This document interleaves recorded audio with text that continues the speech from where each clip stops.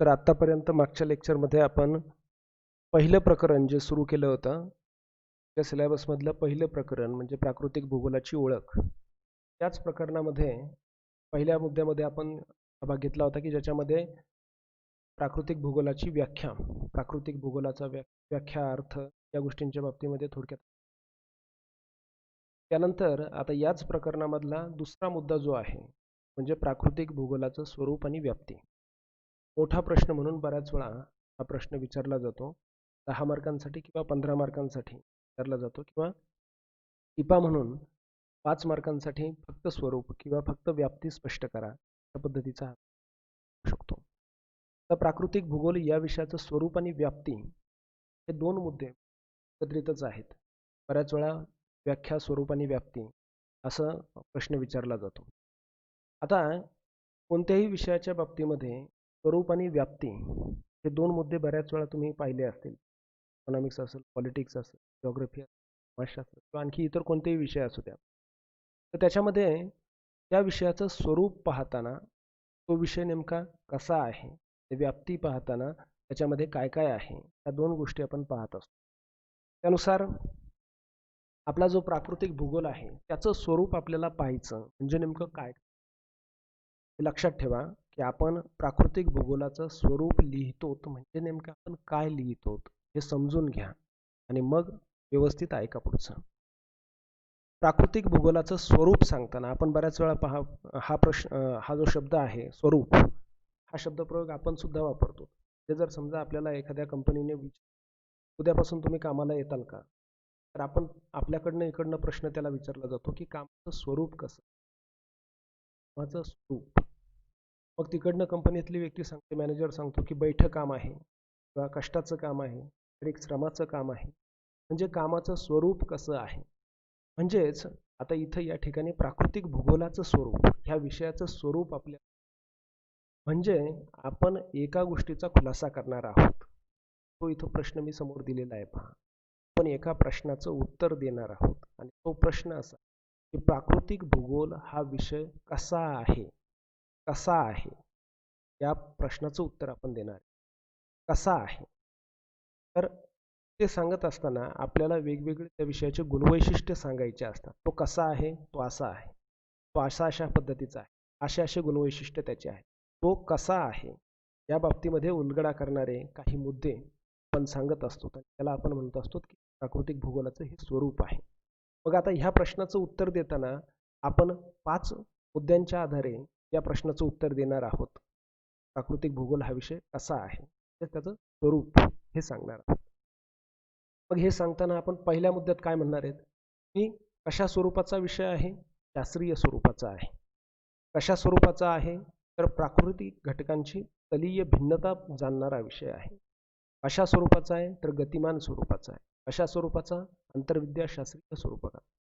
आंतरविद्याशास्त्रीय स्वरूप म्हणजे एकापेक्षा जास्त विषयांचा आधार घेणारा विषय. त्यानंतर कसा आहे तर वितरणात्मक आहे आणि सहसंबंधात्मक स्वरूपाचा विषय. हे 5 मुद्दे, कसा आहे तर हा असा आहे, हे सांगणारे हे 5 मुद्दे आहेत. तर हे एक एक मुद्दा आपण पुढे पाहणार आहोत. त्याच्यामधला पहिला मुद्दा आहे, आपण पहिल्या मुद्द्यामध्ये सांगतो की प्राकृतिक भूगोल हा विषय कसा आहे, तर त्याचं उत्तर सांगतो शास्त्रीय स्वरूपाचा आहे. आता शास्त्रीय स्वरूप कसं म्हणायचं ते या ठिकाणी आपल्याला दिसतंय. या विषयामध्ये शास्त्रीय म्हणजे सायंटिफिक, तर हा विषय सायंटिफिक मानला जातो. का बरं सायंटिफिक मानला? सायन्स आणि आपले इतर विषयांमध्ये काय फरक असतो? सायन्स किंवा कुठलंही शास्त्र जर घेतलं, त्या शास्त्रामध्ये, सायन्समध्ये त्या गोष्टीच्या बाबतीमध्ये पूर्णपणे खात्रीशीरता असेल तरच आपण त्याला सायन्स म्हणतो. जी गोष्ट आपल्याला सिद्ध करता येईल त्या गोष्टीला सायन्समध्ये स्थान आहे. म्हणजे सायन्स किंवा शास्त्राची गोष्ट अशी आहे की बाप दाखव नाहीतर श्राद्ध घाल, हे आहे तर सिद्ध करून दाखव, अशा पद्धतीने जे चालतं ते शास्त्र असतं किंवा सायन्स असतं. आपला विषय प्राकृतिक भूगोल हा विषय सुद्धा शास्त्राचाच आहे किंवा सायन्समधलाच आहे. तो का आहे सायन्समधला किंवा शास्त्रीय स्वरूपाचा कसा आहे, तर या विषयामध्ये कुठलीही घटना असू द्या किंवा कुठलाही निसर्गातला घटक असू द्या, त्याचा अभ्यास करताना त्या गोष्टीला, त्या घटनेला प्रश्न विचारले जातात. का, कुठे, इथं दिलेत पहा दुसऱ्या का, कुठे, कधी, कसे, हे असे प्रश्न विचारले जातात आणि ते प्रश्नांची उत्तरं शोधण्यासाठी हा विषय धडपडत असतो, प्रयत्न करत असतो.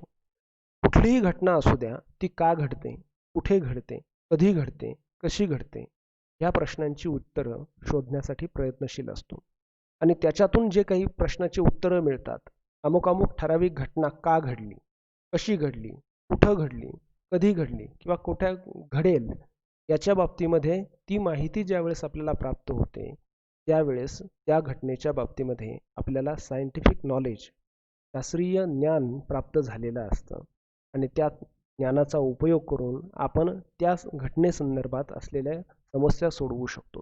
आता खाली काही उदाहरणं दिलेली आहेत पहा. निसर्गातल्या विविध घटना किंवा घटक त्यांच्याबद्दल अभ्यास करताना आपण हे सगळे प्रश्न विचारतो.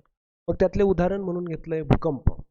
मग भूकंपाच्या बाबतीमध्ये, भूकंप ही नैसर्गिक घटना आहे, तर भूकंपाच्या बाबतीमध्ये भूकंप का घडतो, कसा घडतो, कधी घडतो, कुठं होतो, ह्या प्रश्नांची उत्तरं विचारली जातात आणि ते शोधण्यासाठी प्रयत्न केले. पर्जन्यवृष्टी, पाऊस पडतो, का पडतो, कधी पडतो, कसा पडतो आणि कुठं पडतो, कोणत्या परिस्थितीमध्ये पाऊस पडतो, कधी पडेल पाऊस, कसा पडतो पाऊस, ह्याच्या बाबतीमध्ये हे सगळं जाणून घेणं म्हणजे शास्त्र जाणून घेणं किंवा सायन्स जाणून घेणं. पावसाचं सायन्स, भूकंपाचं सायन्स, त्याच्या पाठीमागचा सगळा उलगडा करणं. असं म्हणून चालत नाही की देवाने पाऊस पाडला, नाही. सायन्समध्ये देव किंवा असं काही मानलं जात नाही. पाऊस पडतो म्हणजे नेमकं काय होतं, तर बाष्पीभवनाने पाण्याची वाफ होते, त्या वाफेचे ढग बनतात, त्या ढगांना गारवा लागतो आणि गारवा लागल्यानंतर परत सांद्रीभवनाची क्रिया घडते आणि मग पाऊस पडतो. तर पावसाचं हे जे सगळं काही आहे हे शास्त्र आहे, हे सायन्स आहे आणि त्याचा उलगडा करणारा विषय म्हणजे आपला विषय आहे. म्हणजे निसर्गामधली कुठलीही घटना नेमकी कशी घडते, कुठं घडते, कधी घडते, याच्या बाबतीमध्ये हे सगळे प्रश्न विचारले जातात आणि ते प्रश्नांची उत्तरं मिळवण्यासाठी हा विषय प्रयत्नशील असतो. त्याच्यातून जे काही ज्ञान प्राप्त होतं, पाऊस कसा पडतो, कुठं पडतो, कधी पडतो, कसा पडतो, याचे उत्तरं मिळाल्यानंतर आपल्याला दुष्काळ, महापूर यासारख्या ज्या आपत्ती आहेत यांच्यावरती आपल्याला नियोजन करण्यासाठी त्याचा उपयोग होऊ शकतो. म्हणजे निसर्गातल्या प्रत्येक गोष्टीच्या पाठीमागचं सायन्स उलगडण्याचं काम हा प्राकृतिक भूगोल हा विषय करतो आणि म्हणून त्याला शास्त्रीय स्वरूपाचा हा विषय आहे मानलं जातं. कारण प्रत्येक गोष्टीची कारणमीमांसा हे असं का, हे शोधण्याचा प्रयत्न करणारा विषय आहे, म्हणून याला शास्त्रीय स्वरूपाचा विषय आहे असं मानलं जातं. त्यानंतर प्राकृतिक भूगोलचं स्वरूप सांगताना दुसऱ्या मुद्द्यामध्ये आपण सांगणार आहेत कसा आहे, तर स्थलीय भिन्नता, प्राकृतिक घटकांची स्थलीय भिन्नता सांगणारा विषय आहे. मग प्राकृतिक घटक कोणते आहेत, तर त्याच्यामध्ये मला सांगितल्याप्रमाणे निसर्गनिर्मित सगळे घटक आले. प्राकृतिक म्हणजेच नैसर्गिक, नैसर्गिक घटकांची स्थलीय भिन्नता, स्थलीय म्हणजे ठिकाणांनुसार असलेली भिन्नता किंवा वेगळेपणा. मग निसर्गाचे घटक कोणते, तर मृदावरण, वातावरण, जलावरण, जीवावरण. म्हणजे जमीन, हवा, पाणी, सजीव. थोडक्यात अगदी सोप्या शब्दामध्ये जमीन, हवा, पाणी, हे मृदावरण, वातावरण, हेच सोप्या भाषेमध्ये म्हणजे जमीन, हवा, पाणी, सजीव, हे सगळे जे घटक त्यांच्यामध्ये एकसारखेपणाही नाही. पृथ्वीवरती सगळीकडे सारखेच प्राणी आहेत, सगळीकडे पाण्याचे स्रोत सगळीकडे सारखेच आहेत का, सगळीकडच्या वनस्पती सारख्याच आहेत का, सगळीकडची जमीन सारखीच आहे का, अजिबात नाही. त्याच्यामध्ये ठिकाणांनुसार स्थलीय भिन्नता, ठिकाणांनुसार त्याच्यामध्ये वेगळेपणा आणि ह्या वेगळेपणामुळेच प्रत्येक देशामधली, प्रत्येक राज्यामधली संस्कृती, परंपरा वगैरे याच्यावरती सुद्धा म्हणजे मानवी संस्कृतीवर सुद्धा त्याचा परिणाम होत असतो त्या वेगळेपणाचा. आता हेच सांगत असताना थोडक्यात उदाहरण देण्याचा प्रयत्न केलाय की हिमालय असेल किंवा वाळवंट असेल किंवा कोकण असेल, हे 3 प्रदेश तुम्ही डोळ्यासमोर घेऊन पहा. हिमालय बर्फाच्छादित प्रदेश आहे, डोळ्यासमोर आणून पहा. वाळवंट, आपलं राजस्थानचं वाळवंट डोळ्यासमोर आणून पहा. आणि कोकण, कोकणातला प्रदेश डोळ्यासमोर आणून पहा. ह्या 3ही प्रदेशांमध्ये येणार वनस्पती, झाडं आणि त्या ठिकाणचे प्राणी हे सारखेच असणार आहेत का, अजिबात नाही. त्याच्यामध्ये कमालीचा फरक आहे. त्या ठिकाणी एखाद्या ठिकाणचे हिमालयातले प्राणी वेगळे, वाळवंटातले प्राणी वेगळे, कोकणातले प्राणी वेगळे, वनस्पती वेगळ्या. आता सरळ साधी गोष्ट आहे पहा. इथं मी दाखवल्याप्रमाणे पहा, चित्रामध्ये मी दाखवण्याचा प्रयत्न करतोय की याच्यामध्ये वरचे 2 चित्र जे आहेत, त्या 2 चित्रांमध्ये जे झाडं दाखवलेत, वनस्पती दाखवल्यात, त्या आहेत वाळवंटी प्रदेशामधल्या वनस्पती. काटेरी वनस्पती, पानांचा आकार खूप छोटा असलेला आणि झाडांना काटे असतात. म्हणजे आपल्याकडचे झाडं जर म्हणताल तर बाभळीचं झाड किंवा बोरीचं झाड, त्यानंतर केकताड, कोरफड, निवडुंग यासारखे काटेरी झाडं जे आहेत, ही काटेरी झाडं हे वाळवंटी प्रदेशाचं वैशिष्ट्य आहे. तिथं ते झाड. पण इकडं जर आपण पाहिलं, कोकणासारखा भाग असेल किंवा रेन फॉरेस्ट ज्याला म्हणतो, उष्णकटिबंधीय पर्जन्याचा प्रदेश, भरपूर पाऊस पडतो असा प्रदेश, तर त्या ठिकाणचे झाडं तुम्ही जर कोकणामधले झाडं पाहताल तर कोकणामधल्या झाडांना म्हणजे झाडांची उंची जास्त आहे, भरपूर उंच उंच झाडं आहे, कारण पाऊस चांगला आहे. झाडांचे पानं मोठमोठाले आहेत. वड, पिंपळ ह्या किंवा सागाचं झाड किंवा बदामाचं झाड, पानं मोठमोठाले आहेत. हे वैशिष्ट्य वेगवेगळे आहे.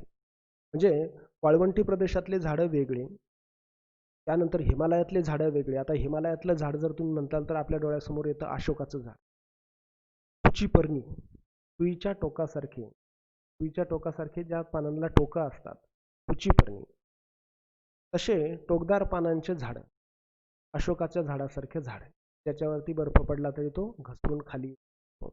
तर प्रत्येक प्रदेशामध्ये वनस्पती प्राणी यांच्यामध्ये वेगळेपणा, हा वेगळेपणा अभ्यासणारा विषय म्हणून प्राकृतिक भूगोलाला ओळखलं जातं. आता दुसरं आणखी या ठिकाणी मी उदाहरण दिलेलं आहे की वेगळेपणा आणखी कशामध्ये असतो. निसर्गाचे सगळेच घटक जे आहेत त्यांचा वेगळेपणा आहे आणि तो वेगळेपणा या प्राकृतिक भूगोलामध्ये अभ्यासला. आता या ठिकाणी सांगितलं की वाळवंटी प्रदेश असेल, ते आपलं राजस्थानचं वाळवंट डोळ्यासमोर ठेवा, दख्खनचं पठार आहे, गंगेचा मैदानी प्रदेश आहे किंवा हिमालय आहे. या ठिकाणी आढळून येणारे भूरूप जे आहेत, म्हणजे भूपृष्ठावरती, हे सगळीकडे सारखे असतील. नदीच्या पात्रामध्ये गंगेच्या मैदानी प्रदेश भूरूप, दख्खनच्या पठारावरती खडक वेगळा आहे, भूरूप सुद्धा वेगळे असतील. भूरूप म्हणजे भूपृष्ठावरती वेगवेगळ्या बाह्य कारकांमुळे निर्माण झालेली नक्षी म्हणा, थोडक्यात डिझाईन म्हणा. आता वाळवंटी प्रदेशामध्ये वाऱ्याच्या खनन कार्यामुळे वेगवेगळे भूरूप तयार होतात, वाळूच्या टेकड्या तयार होतात. पठारी प्रदेशामध्ये नदीचं खनन कार्य असेल त्याच्यामुळं वेगवेगळे भूरूप तयार होतात. मी नदीचा मैदानी प्रदेश किंवा कुंडलकासार सरोवर वगैरे हे सगळे भूरूप तुम्ही ऐकून असताल. गंगेचा मैदानी प्रदेश असेल, हिमालय असेल, हिमालयामध्ये हिमनदीच्या खनन कार्यामुळे निर्माण होणारे भूरूप आहे. थोडक्यात सांगण्याचं तात्पर्य एवढं की पृथ्वीवरती वेगवेगळ्या ठिकाणी आपले नैसर्गिक घटकांमध्ये भिन्नता आहे आणि ती भिन्नता विषय प्राकृतिक भूगोल आहे. परत आणखी उदाहरण दिलंय, भारत असेल, अमेरिका, चीन आहे, युरोप आहे, हे वेगवेगळे देश खंड तुम्ही डोळ्यासमोर ठेवले तर प्रत्येक ठिकाणचं हवामान, प्रत्येक ठिकाणचा पाऊस, प्रत्येक ठिकाणचं तापमान हे सारखंच आहे का? हवामान, पर्जन्य, तापमान हे सगळे घटक निसर्गाचे, आणि ह्या निसर्गाच्या घटकात वेगवेगळेपणा आहे, भिन्नता आहे, आणि ती भिन्नता अभ्यासण्याचं, त्यासाठीच हे चित्र काही दाखवले होते तुम्हाला. तर प्राण्यांच्या बाबतीमध्ये सुद्धा भिन्नता आहे का? वनस्पती आणि प्राण्यांची भिन्नता. वरच्या बाजूला दाखवलेले ते प्राणी सगळे पाहते, जे हत्ती असेल, वाघ असेल, चित्ता असेल, जिराफ आहे, अस्वल आहे, माकड आहे, मोठमोठाले प्राणी जे आहेत ते मोठाल्या रेन फॉरेस्टमध्ये म्हणजे चांगल्या पर्जन्याच्या जंगलांमध्ये ते आढळून येतात. मोठाले प्राणी आहेत सगळे, बहुतांश प्राणी. पण त्याच्या विरुद्ध जर आपण वाळवंटी प्रदेशातले प्राणी पाहिले तर वाळवंटी प्रदेशामध्ये मोठाले प्राणी काही, मोठा प्राणी तिथं जगू शकत नाही. हत्तीसारखा प्राणी वाळवंटात जगणारच नाही, त्याला भरपूर पाणी लागतं, भरपूर चारा लागतो, नाही जगू शकत.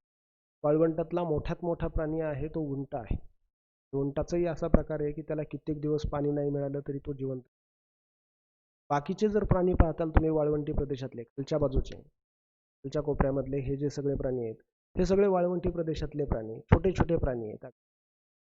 आणि त्यातले काही सरपटणारे प्राणी आहेत, कीटक आहेत, असे प्राणी वाळवंटी प्रदेशामध्ये आढळतात. ही प्राण्यांची वनस्पतींची भिन्नता आहे. निसर्गातले घटक जे आहेत, प्राणी, वनस्पती किंवा भूरूप असतील, त्याच्यामध्ये हवामान असेल, पर्जन्य असेल, तापमान असेल, हे सगळे निसर्गाने तयार केलेले घटक, याच्यामध्ये भिन्नता आहे. ते त्यानंतर तिसरा मुद्दा आहे स्वरूपामधला, हा विषय कसा आहे, स्वरूपाचा आहे. गतिमान म्हणजे डायनामिक, म्हणजेच बदलणारा, वेगाने बदलणारा. वेगाने बदलणारा म्हणताल काल वेगळा होता, त्या वेगळा, एवढा इतका वेगाने बदलत नाही. भूगोल हा विषय आहे, बदलणारा आहे, पण इतका वेग नाही. तर तुम्ही जर म्हणताल की काल, आज, लगेच एक एक दिवसाला बदलणारा हा विषय, पण गतिमान आहे हे कशाच्या अर्थाने, कोणत्या अर्थाने, तर पूर्ण पृथ्वीच्या वयाचा जर आपण विचार केला, पृथ्वीच्या वयाचा विचार, पृथ्वीवरती जे निसर्गाने निर्माण केलेल्या गोष्टी त्या त्याने, मग त्या किती दिवसांनी बदलतात, तर काही गोष्टी काही महिन्यात बदलतात, काही गोष्टी काही वर्षात बदलतात, काही गोष्टी काही हजार वर्षांनी बदलतात, तर काही गोष्टी काही लाख वर्षांनी. ते बदल निसर्गामध्ये घडत राहतात. तर निसर्गातले असे काही गोष्टी आहेत की ज्या महिन्याला बदलतात, काही 10,000 हजार वर्षांनी बदलतात, काही लाख वर्षांनी बदलतात, पण बदल आहे. त्यामुळे निसर्गामध्ये निश्चितच गतिमानता आहे. म्हणूनच प्राकृतिक भूगोल हा विषय गतिमान आहे, प्रगमनशील आहे, बदलणारा विषय सातत्याने.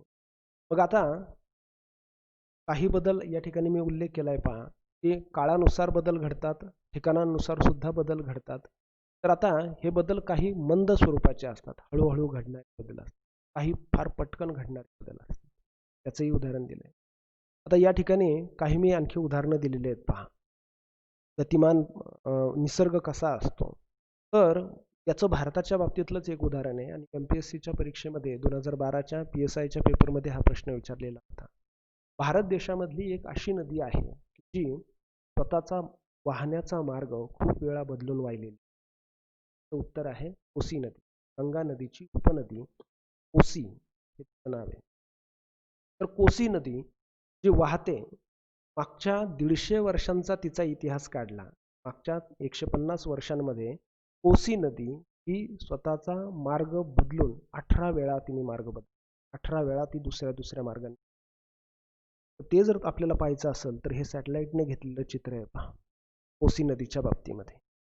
तर हे जेवढे रंग दाखवलेले आहेत पहा, हे सारे बदल आहेत.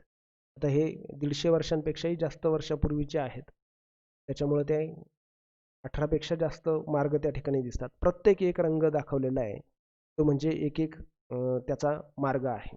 म्हणजे तुम्ही पाहू शकता की या ठिकाणी ही नदी कधी इथनं वाहते, कधी इकडनं वाहते, कधी इकडनं, कधी इकडनं, कधी इकडनं. तर वेगवेगळ्या ठिकाणी तिचा मार्ग बदलत राहतो. तर हा बदल सुद्धा म्हणजे कोसी नदीच्या, हे पहा त्या ठिकाणी तर वर्ष पण दिलेले आहेत, कोणत्या वर्षी कुठून वाहतो. तर वेगवेगळ्या वर्षामध्ये वेगवेगळे मार्ग निवडलेले आहेत, वेगवेगळ्या पद्धतीने. म्हणजे एखादी नदी स्वतःचे मार्ग बदलून वाहू शकते, हे सुद्धा बदल आहे, निसर्गाचे बदल आहेत. त्यामुळं बदलणारा विषय आहे. ते कदाचित 2010 साली कोसी नदीची लांबी किती, ही लांबी कदाचित 2020 ला बदललेली आहे. जनरल नॉलेजचा प्रश्न म्हणून 2010 ला जर विचारलं तर 2010 साली कोसी नदीची लांबी वेगळी असेल, 2020 साली हा बदल घडू शकतो निसर्गामध्ये.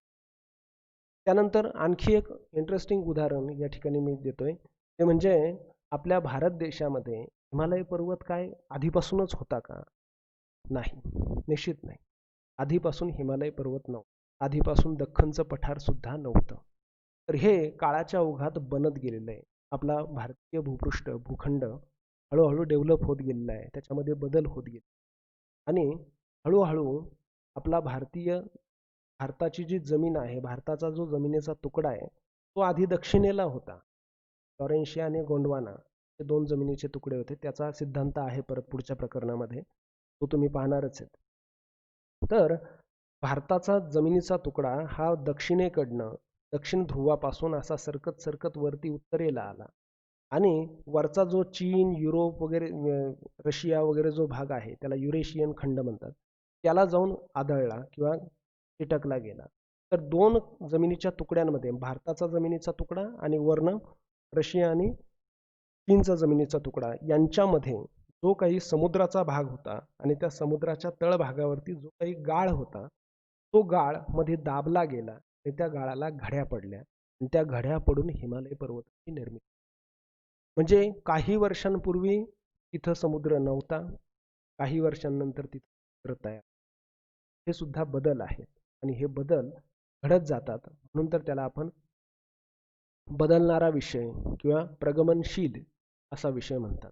आणि आजही असं मानलं जाते, आजही जिओलॉजिस्ट असं म्हणतात की हिमालय पर्वताची उंची आजही वाढत चाललेली आहे.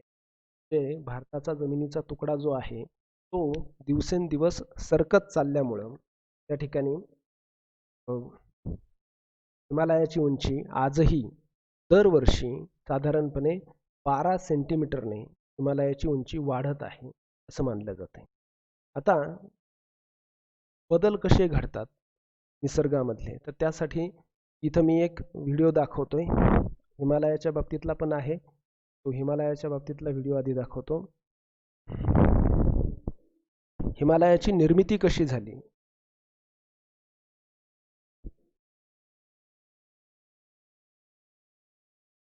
हे पहा, या ठिकाणी हा भारताचा जमिनीचा तुकडा आहे हा निघालाय वरच्या दिशेला सरकत चाललाय, तो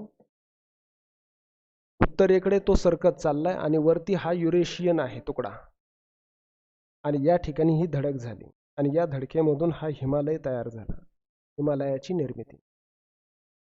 पूर्वीच्या काळी हिमालय तिथं नव्हता, परंतु या प्रक्रियेमुळं हिमालय त्या ठिकाणी तयार झाला. म्हणजे ही जी धडक झाली, खालचा जमिनीचा तुकडा येऊन इथं चिटकला किंवा रेटला गेला, त्या भागामध्ये घड्या पडल्या आणि त्या घड्या पडून हिमालयाची निर्मिती झाली.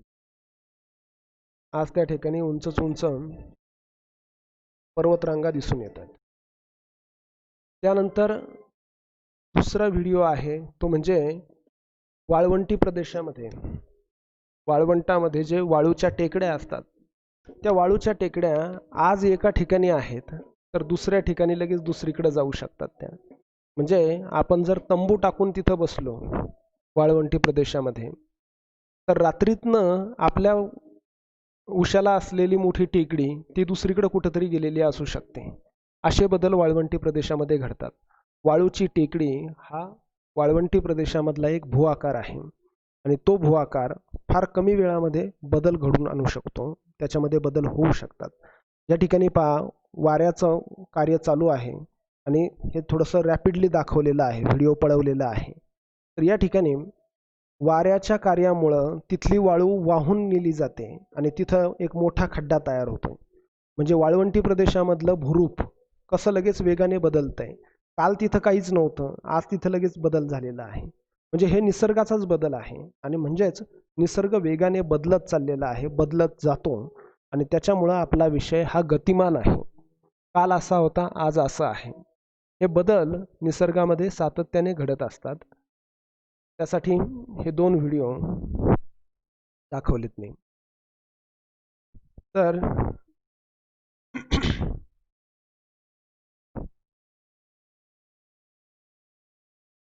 चौथा मुद्दा जो आहे, प्राकृतिक भूगोलाचं स्वरूप कसं आहे हे सांगणारा, आंतरविद्याशास्त्रीय स्वरूपाचा, त्यालाच इंग्रजीमध्ये इंटरडिसिप्लिनरी असं म्हणून शब्दप्रयोग वापरला जातो. इंटरडिसिप्लिनरी किंवा आंतरविद्याशाखीय म्हणजे या एकाच विषयामध्ये बऱ्याच सायन्सच्या किंवा आर्ट्सच्या विषयांचा आधार घ्यावा लागतो. आता कसा घ्यावा लागतो त्याच्या बाबतीमध्ये थोडंसं आपण पाहणार आहोत. आता या ठिकाणी पहा, यादी दिलेली आहे पहा. भूगोल हा विषय किंवा प्राकृतिक भूगोल हा विषय हाताळताना त्याला खगोलशास्त्र, पदार्थविज्ञान फिजिक्स असेल, रसायनशास्त्र असेल, जीवशास्त्र, संख्याशास्त्र यासारख्या विषयांमधलं जे नॉलेज आहे ते आपल्याला वापरावं लागतं. त्याचा वापर करूनच आपण भूगोल विषयाचा अभ्यास करू शकतो.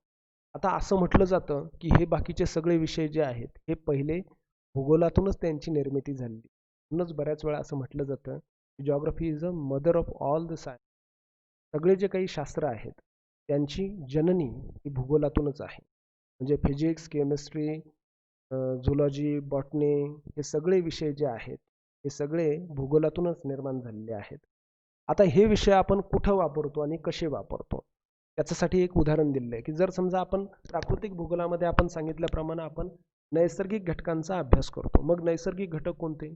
तर जमीन आहे, हवा आहे, पाणी आहे किंवा प्राणी आहेत, वनस्पती आहेत. ह्या वेगवेगळ्या प्राण्यांचे, वनस्पतींचे, जमिनीचे यांचे गुणधर्म आपल्याला जर अभ्यासायचे तर हे भूगोल विषयामध्ये फक्त जमत नाही, तर त्याला इतर विषयांचा आधार घ्यावा. आता एक साधं उदाहरण पहा. आपण जर समजा पाणी घेतलं, पाणी बारामती शहरामधलं पाणी, त्याचा अभ्यास करायचा आहे. मग त्या पाण्याचे गुणधर्म, त्याच्यामध्ये किती क्षार आहेत, त्याच्यामध्ये किती pH व्हॅल्यू किती आहे त्याची, आणखी बाकीचे इतर मिनरल्स किती आहेत, त्याची इलेक्ट्रिक कंडक्टिव्हिटी किती आहे, किंवा बारामती तालुक्यातली माती घेतली, त्या मातीचे गुणधर्म तपासायचे. त्याचा रंग कसा आहे, त्यानंतर तिच्यामध्ये वेगवेगळे खनिज गुणधर्म कोणते आहेत, कोणकोणते खनिज कमी आहेत, कोणते जास्त आहेत, ह्युमस किती आहे, हे सगळं जर आपल्याला मातीचं, पाण्याचं तपासायचं म्हटलं तर हे भूगोलाला फक्त जमत नाही. तर मग भूगोल विषयाला काय करावं लागतं? फिजिक्स किंवा केमिस्ट्री ह्या विषयांच्या लॅबमध्ये जावं लागतं. म्हणजे त्यांचा आधार घ्यावा लागतो आणि त्यांचा आधार घेऊन आपण त्या पाण्याच्या बाबतीत, मातीच्या बाबतीत, ह्या घटकांच्या बाबतीमध्ये किंवा हवेच्या बाबतीमध्ये आपण त्याचा ॲनालिसिस करू शकतो आणि त्याच्यातून आपण हे शोधून काढू शकतो की त्या मातीमध्ये काय प्रॉब्लेम आहे, त्या पाण्यामध्ये काय प्रॉब्लेम आहे, त्या मातीचे, पाण्याचे गुणधर्म कसे आहेत, हे सांगण्याकरता आपल्याला इतर विषयांचा सुद्धा त्याच्यामध्ये हातभार घ्यावा लागतो किंवा मदत घ्यावी लागते. आता दुसरं आणखी उदाहरण दिलेलं आहे की वनस्पती आणि प्राणी यांचा अभ्यास करायचा आहे आपल्याला. वनस्पती आणि प्राणी हे निसर्गाने निर्माण केले, म्हणजेच ते प्राकृतिक भूगोलाचा भाग आहेत. आता त्यांचा अभ्यास करण्याकरता आपल्याला कोणाचा आधार घ्यावा लागेल? तर ते आहे बॉटनी आहे, झुलॉजी आहे, म्हणजेच जीवशास्त्र आहे. या विषयांच्या मधला जे नॉलेज आहे ते आपल्याला या ठिकाणी वापरावं लागतं. म्हणजेच आपला प्राकृतिक भूगोल हा विषय असा आहे की ज्याच्यामध्ये इतर सुद्धा बरेच विषय ह्यावे अंतर्भूत होतात किंवा समाविष्ट होतात. त्या त्या विषयांचा आधार घेऊन हा विषय पुढे जात असतो.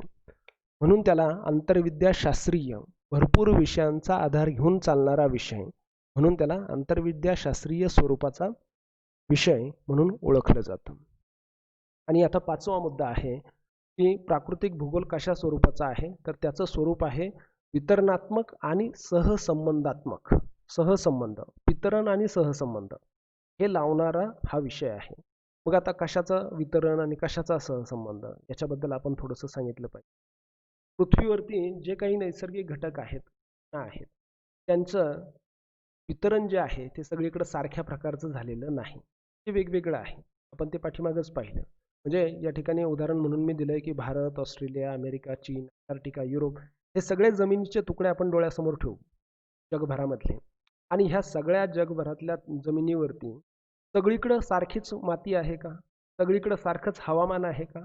सगळीकडं सारखंच पाण्याचे स्रोत आहेत, नद्या आहेत, वनस्पती आहेत, प्राणी आहेत, असं आहे का? अजिबात नाही. हा सारखेपणा असूच शकत नाही. त्याच्यामध्ये वेगळेपणा आहे. पण ते कसं वितरित झालंय, वितरण कसं आहे? मग हवामान, अमेरिकेचं हवामान कसं आहे, ऑस्ट्रेलियाचं कसं आहे, चीनचं कसं आहे, अंटार्क्टिकाचं, युरोपचं, प्रत्येक खंडाचं, प्रत्येक भूखंडावरती असलेलं हवामान कसं आहे, तिथली भूपृष्ठ रचना कशी आहे, तिथं पर्वत, पठार, मैदान हे कसं आहे, माती कशी आहे, गाळाची माती किती, पर्वतीय मृदा किती, जांभी मृदा किती, तांबी मृदा किती, हे सगळे, वाळवंटी मृदा किती, किंवा नद्या कशा आहेत, प्राणी कसे आहेत, वनस्पती कसे आहेत, कुठं किती प्राणी आहेत, कुठं कोणत्या वनस्पती आहेत, ते कसे वितरित झालेले आहेत, हे सगळे वितरणाचा अभ्यास. भारतामध्ये जरी पाहिलं आपण तर वेगवेगळ्या राज्यांमध्ये कुठं कसे प्राणी आहेत आणि ते किती प्रमाणात आहे, कुठं किती वनस्पती आहेत आणि कोणत्या वनस्पती आहेत, म्हणजे त्याचं वितरण पाहणं हे काम या विषयामध्ये केलं जातं. आता नुसतंच वितरण पाहिलं जातं का जगाचं, भारताचं? नाही. तर हे वितरण पाहून झाल्यानंतर पुढचा प्रश्न या विषयामध्ये आहे सहसंबंध तपासणं. मग आता जर समजा नैसर्गिक घटक जे आहेत त्यांचं वितरण जे झालेलं आहे, भारतात एवढे प्राणी आहेत, भारतात अशा अशा वनस्पती आहेत, अमेरिकेत अशा वनस्पती आहेत, चीनमध्ये असे प्राणी आहेत, अशा वनस्पती आहेत, युरोपमध्ये असे प्राणी आहेत, अशा वनस्पती आहेत. तर हे जे वितरण झालंय, कुठं जास्त, कुठं कमी, कुठं खूप घनदाट, हे जे वितरण आहे हे कोणत्या घटकांशी संबंधित आहे, कशामुळं आहे ते, त्याच्या पाठीमागची कारणमीमांसा, सहसंबंध कशाशी आहे. जर समजा कोकणामध्ये खूप झाडं आहेत, मोठमोठाले झाडं आहेत, कोकणातल्या झाडांची उंची खूप जास्त असते, का, कशाशी संबंध आहे त्याचा, हे शोधलं जातं. म्हणून त्याला सहसंबंध लावणारा विषय असं म्हणतात. एखादी गोष्ट एखाद्या ठिकाणी आहे, कोकणामधले झाडं उंच आहेत, कोकणामधल्या झाडांचे पानं मोठमोठाले आहेत, का, त्याचा संबंध कशाशी आहे, तो संबंध शोधणारा विषय हे प्राकृतिक भूगोल आहे. त्याचा उलगडा करून दाखवतो. वाळवंटी प्रदेशामधल्या झाडांची पानं खूप छोटे छोटे असतात किंवा वाळवंटी प्रदेशामधल्या झाडांना काटे असतात, त्यांची साल, झाडाची साल, खोडावरची जी साल आहे ती खडबडीत असते बाभळीच्या सालीसारखी, का, कशाशी संबंध आहे, पाण्याची कमतरता, पाण्याची टंचाई असते, बाष्पीभवन कमी व्हावं. तर हा सहसंबंध शोधून काढणारा विषय जो आहे तो प्राकृतिक भूगोल. म्हणजे कुठल्याही घटकाचं वितरण कसं झालंय हे तर आपण सांगतोच, परंतु ते तसं का आहे, त्याचं कनेक्शन कशाशी आहे, त्याचा सहसंबंध कशाशी आहे, हे पण आपण उलगडून सांगत असतो. आणखी एक उदाहरण दिलं या ठिकाणी तुम्हाला समजावं याच्याकरता. भारत देशामधल्या आपण नद्यांचं आपण वितरण पाहिलं. नद्या कुठं कशा आहेत, हिमालयात उगम पावणाऱ्या नद्या कुठं आहेत, कशा आहेत, दख्खनच्या पठारावरती वाहणाऱ्या नद्या कुठं आहेत, कशा आहेत. मग आपल्याला एक प्रश्न पडतो, यांचं वितरण असं असं आहे, मान्य आहे, पण हिमालयातल्या नद्या बारमाही वाहतात आणि दख्खनच्या पठारावरच्या नद्या हंगामी असतात, फक्त पावसाळ्यातच वाहतात, असं का, याचा कशाशी संबंध आहे, असं का घडतं. बारमाही वाहणाऱ्या नद्या आणि हंगामी किंवा फक्त सीझनल वाहणाऱ्या नद्या ह्या कशाशी संबंध आहे याचा. 12ही महिने पाणी येतं, का येतं, कशाशी संबंध आहे त्याचा. किंवा दख्खनच्या पठारावरच्या नद्या फक्त 4-5 महिनेच वाहतात, कशाशी संबंध आहे त्याचा. तर हा संबंध उलगडून दाखवणारा विषय हा प्राकृतिक भूगोल आहे. तो विषय नुसतंच हे सांगत नाही की इथं हे आहे आणि तिथं ते आहे, ते आहे परंतु ते तसं का आहे हे संबंध उलगडून दाखवणारा विषय हा प्राकृतिक भूगोल आहे. आणखी एक उदाहरण दिलंय पहा. वाळवंटी प्रदेशात आणि कोकणामध्ये वनस्पती कशा प्रकारे आहेत, म्हणजे डोळ्यासमोर थोडंसं चित्र आणा. वाळवंटी प्रदेश आहे, राजस्थानचं वाळवंट आहे आणि आपला कोकण आहे जिथं भरपूर पाऊस पडतो. त्या दोन्ही ठिकाणच्या वनस्पती डोळ्यासमोर आणा. आता ह्या वनस्पती अशा अशा आहेत, तर त्या तशाच का आहेत. मला आता सांगितल्याप्रमाणे वाळवंटातल्या वनस्पती काटेरी आहेत, तर त्या काटेरी का आहेत, त्याच्याशी म्हणजे कशाशी संबंध आहे त्यात. कोकणातल्या वनस्पती मोठाल्या पानांच्या आहेत, उंच उंच झाडं आहेत, का आहे, कशाशी संबंध आहे, कशामुळे त्या तशा आहेत, हे सहसंबंध उलगडून दाखवले जातात. एखाद्या ठिकाणी भूकंप घडतात, का घडतात. त्या भूकंपाचा, जपान हा भूकंपाचा देश म्हणून ओळखला जातो, का, तर जपानमध्ये रोज किमान एक तरी भूकंप घडतो. मग प्रश्न आपल्याला असा आहे की जपानमध्ये रोज एक भूकंप का घडतो, कशाशी संबंध आहे त्याचा. तर त्या संबंधाचा उलगडा करणारा विषय म्हणजे प्राकृतिक भूगोल आहे. आपण नुसतं एवढंच सांगून चालत नाही, आपण एवढंच सांगून थांबत नाही. इथं भूकंप होतात, तिथं भूकंप होतात, भारतात इथं होतात, जगात इथं होतात, हे जे वितरण आहे हे नुसतं सांगून थांबत नाही. तर ते तसं का आहे, त्याचा कशाशी कनेक्शन आहे, कशाशी संबंध आहे, हे सुद्धा आपण उलगडून दाखवतो. म्हणून या विषयाला वितरणात्मक आणि सहसंबंधात्मक स्वरूपाचा विषय आहे असंही म्हटलं. तर हे 5 मुद्दे आहेत की ज्याच्या आधारे आपण सांगतो की प्राकृतिक भूगोलाचं स्वरूप कसं आहे, म्हणजेच प्राकृतिक भूगोल हा नेमका कसा आहे, कसा, हे या प्रश्नाचं उत्तर या ठिकाणी आपण या 5 मुद्द्यांद्वारे देतोय. तर हे 5ही मुद्दे व्यवस्थित लक्षात ठेवायचे आणि त्याच्यामधले उदाहरणं तुम्ही तुमच्या मनाने ऍड करायची. ठीक आहे. तर या ठिकाणी या लेक्चरमध्ये आपण इथंच थांबतो.